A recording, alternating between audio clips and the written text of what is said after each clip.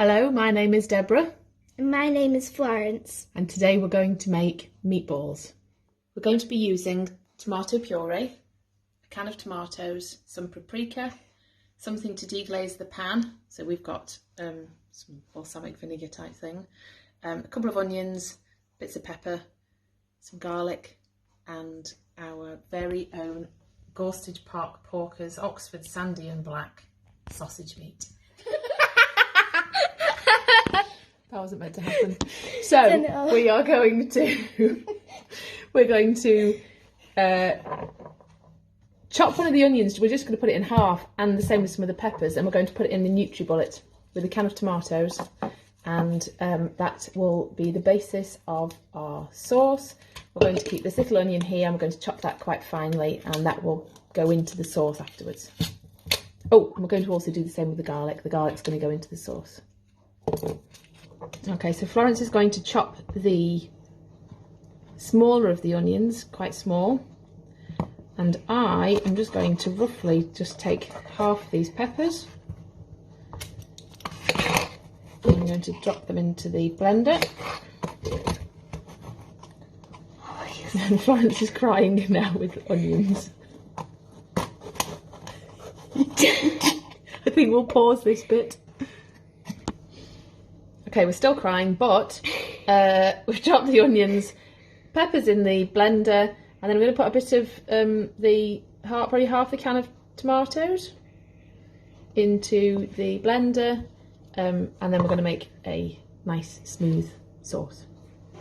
This is what ours looks like. Okay, we put some olive oil into the pan.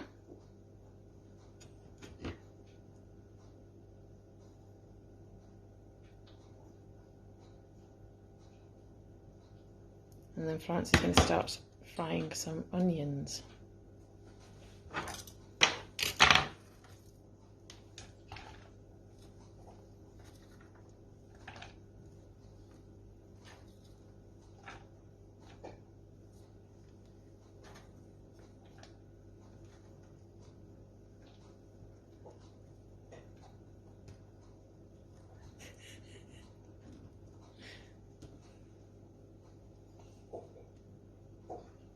So while the onions are frying, we're going to start making the meatballs.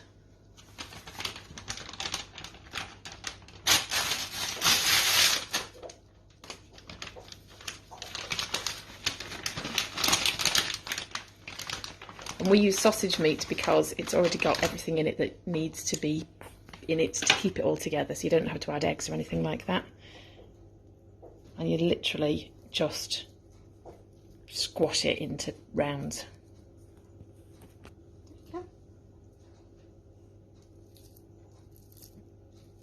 Okay, so now we've made the meatballs, and we've put a little bit of olive oil in a small pan, and Chef is going to cook the meatballs. Go. So wait, you put them in? Yeah. And you hear them, they start to sizzle straight away, and you just leave them in place until they've had enough, and then you turn them around a bit, and once they're brown on all sides, you can then transfer them from this pan into the other pan. And in the other pan, I'll go around here and show you, in the other pan, still frying our onions. And in a second I'm going to put the blitzed tomato sauce, and that's it now, Floss, no more. I'm going to put the blitzed tomato sauce, and we're going to put the rest of the can of tomatoes into that pan, and then that will start cooking all the onions and garlic and tomatoes together. We've turned the meatballs once, and they've sort of browned on one side. Onions are ready to have the sauce added to them, so that's going in now.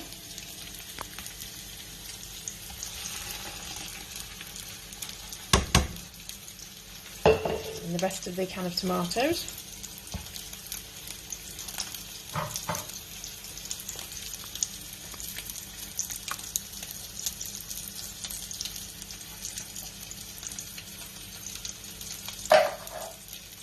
Give that a good stir.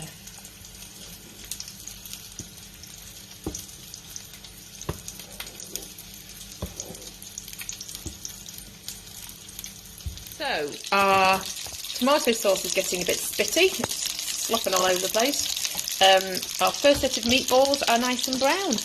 And Florence is going to transfer the meatballs. She's probably going to get burnt from the little pan into the big pan. You need to move the big pan to the little pan. Oh, oi, there we go. So, meatballs just need to get slopped into the sauce, and then we're ready for the next set of meatballs. Then, okay, you can do it, Florence. It's very spitty, and it doesn't. You don't need to check to see whether the meatballs are cooked through, as long as they've had a chance to brown on the outsides, all round the outsides. They're going to continue to cook in the sauce anyway. Okay, so it is safe, I promise you. So, tomato sauce over the heat again, please, Ross. Yeah, that goes over there. And then, carefully, put these ones in, and this is really going to spit. But you don't need to throw them, you just need to put them in gently.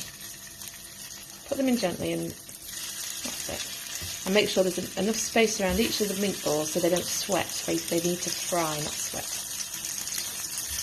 Okay? I think we can do that. All the meatballs have now been cooked and they've gone into the sauce. We've got a pan with little bits on, bit of burnt bits and what have you. So we're going to deglaze that with, I would do it with red wine, but we haven't got any. So we've got some white condiment, it's called. That's going in to deglaze the pan. First of all, though, we're doing 2 teaspoons of, we've got smoked paprika, because we like it.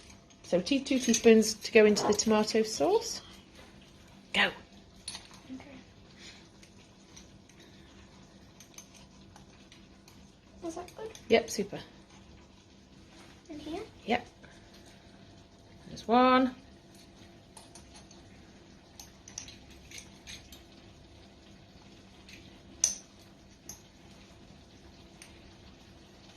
That good? Super. 2. And then we're going to put the tomato puree in. We're going to just use a tablespoon, dessert spoon, I guess that is. You put that on there. There you go. Can you use one of those? Nope. Oh, okay. And just fill the spoon up with tomato puree. There may be some time, so we shall pause here. And then to deglaze the pan.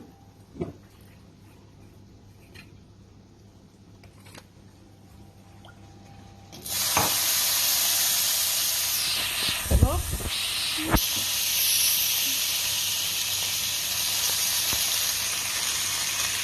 Sure that round a bit. It's alright. And we need some more. Come on, put some more in. That's it. It's not like chips. Fish and chips. Yum. And that's it.